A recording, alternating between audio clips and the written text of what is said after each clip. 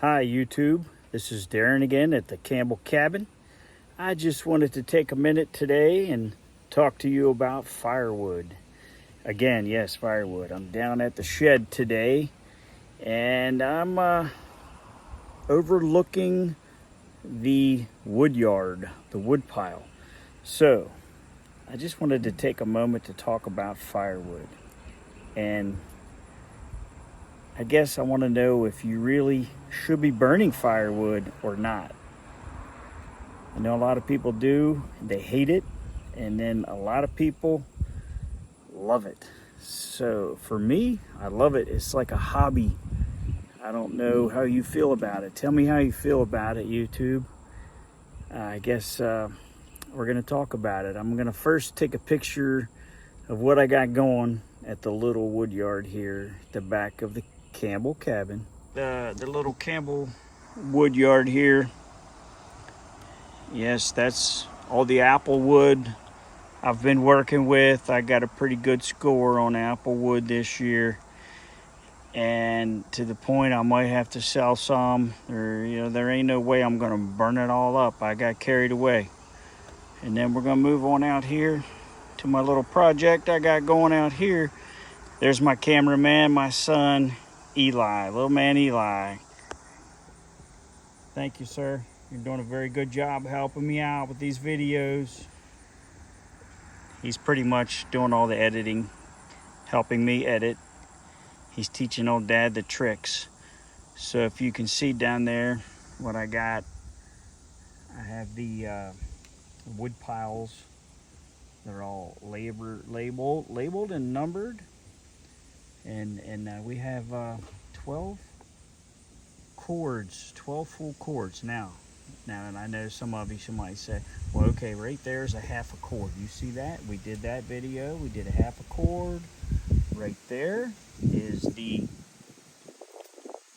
face cord, or otherwise called a rick. And you can see the stacks here. They look kind of funny. Well, they're not as wide as the 4x4. They're not 4 foot wide. I got them about 3 foot wide, but they're 9 foot long and about 6 foot tall. So I did that to get them tighter and higher, and for me to fit all of this wood. I got 12 stacked up cords drying in various different levels, and right there the oldest ones will definitely we'll take the wood up by number. So we'll start with stack 1, move on right down the line, 2, 3, and I have them stacked up according to the age of the wood. And so you can see I got 12 cords, and this guarantees that I have at least 4 years worth of wood right there. Drying, seasoning. You can almost hear it season. Let's get down here and take a look at it.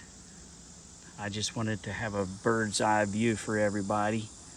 So we're looking at probably 24 cords of apple in various different stages.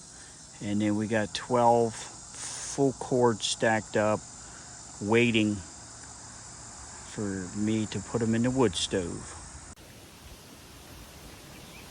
Okay, YouTube, the $1 million question of today is, should you burn firewood or not? Should you burn firewood? That's a big question. And the reason I asked that question today is because some of you should not burn firewood. That's right, some of you should not. As much as I like firewood, and I like to burn my wood stove here at the cabin, that does not mean you should burn firewood. It does not mean I'm trying to talk you into burning firewood. I don't want you to burn firewood if you don't like firewood. If your wife or your family members are not going to be involved in the wood stove if they're not going to help you carry firewood, they're not going to help you load it, they're not going to help you keep the stove going, they're not going to get up in the morning and help light a fire when you're at work or you're not home from work, if it's just all you 100%, I guess you could do that as a hobby, kind of. But if you have people in the house that are severely allergic to the wood, or if you are not a hard worker, if you don't want to work hard, you can't burn firewood. Let's say you can't burn firewood just to save $1. That's how I feel. If you're burning firewood, and I do know people, if you're watching, you know, if you hate burning firewood and you hate to bring firewood in, it's just a pain in your butt, a thorn. You'd much rather just call the oil company and have a tank delivered, or you'd rather write a check out for the electric, you know. And if you make it a hobby, if you don't truly want to burn firewood, you really shouldn't burn firewood, because in the end, you're not really saving a pile of money unless you're on a severely fixed income, or you're retired and you have a low income. And if you already have the stove, if you already have the stack, and you have firewood on your property, or you have someone to bring it to you real cheap, then you know that it all plays a factor. But if you're just starting out and you want to burn firewood, it's so expensive. So you're talking about, first of all, you need a stove, say $4,000 for a good one. You need a stack, $4,000 for a good one, stainless steel. Then you need a hearth, $1,000 or so probably. If you need a good hearth, then if you need to buy your first full year's worth of wood ahead of time, another $1,000. So what's that? Wood stove, stack, all that installation, 15,000, 14, 12,000. Unless you get, you know, a cheaper stove or buy a used stove, and it's all relative. You're not going to buy a cheap used stove that doesn't need work, or it's not going to be nearly as efficient as one of these here new catalyst stoves. So it's all relative. So if you want to buy a really cheap big old steel stove and you want to blow about 6-10 cords through it, 8 cords, whatever it takes, then I guess you could save money on the stove, but you're going to put a lot more work out to own that cheap stove. So the question is,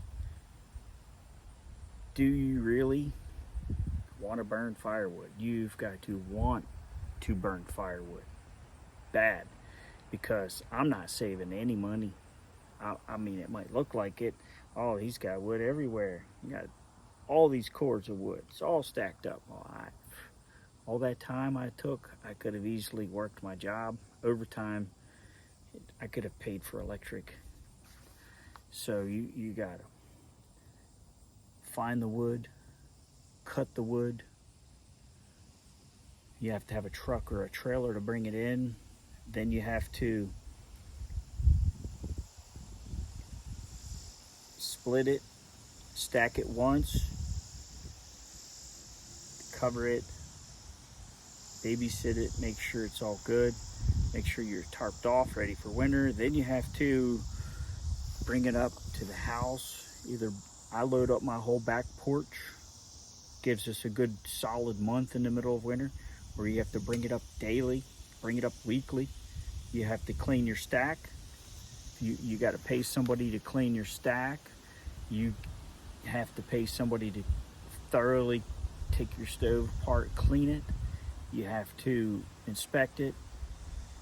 You have to burn it. You have to empty the ashes daily. You spend an hour or two a day messing around, bringing wood in, stacking it up, So you spend hours and hours.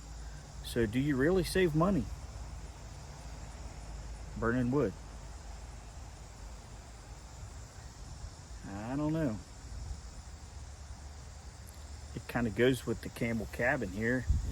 It just wouldn't be right. The old cabin up there, no wood stove. I don't know. But if you are really, really into it and you really want to burn wood, that's where I'm at. It's my main hobby.